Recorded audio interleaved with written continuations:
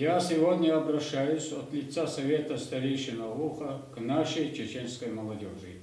Мы, ауговцы, как и все остальные войнахи с древнейших времен, жили по законам гор, адатам. Чистоту и правильность наших адатов признавали все, кто когда-либо сталкивался с нами, чеченцами. Адаты предписывают мужчинам, онагу, в любой ситуации сохранять спокойствие, благоразумие и выдержку.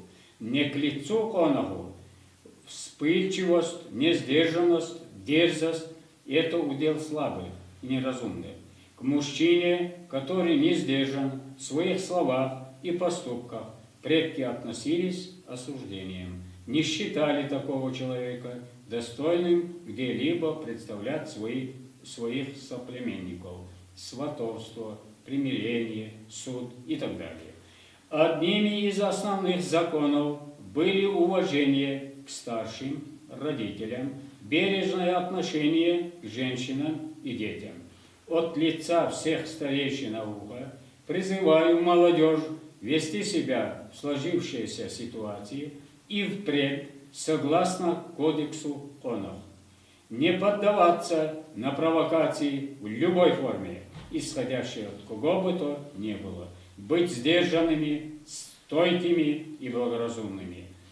Мужество оноха не в том, чтобы, поддавшись конечной, вполне понятным эмоциям, довести ситуацию до точки невозврата, до пролития крови и услышать плач своих и чужих детей и женщин.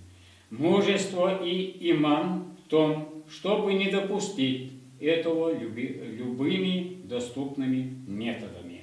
Ничто не может компенсировать даже одной слезы матери. Нет таких богатств, равноценных улыбке ребенка.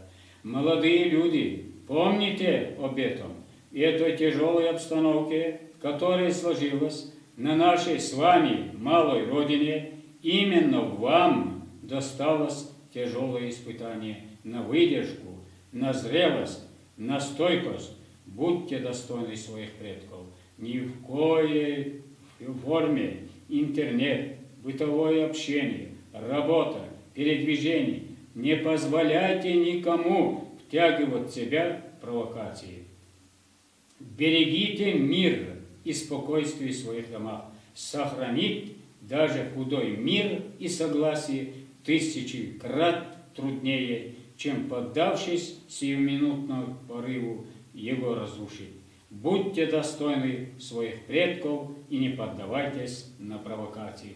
Еще раз повторяю, спокойствие, выдержка, стойкость и благоразумие – вот основы поведения, которых должны придерживаться наши оноги.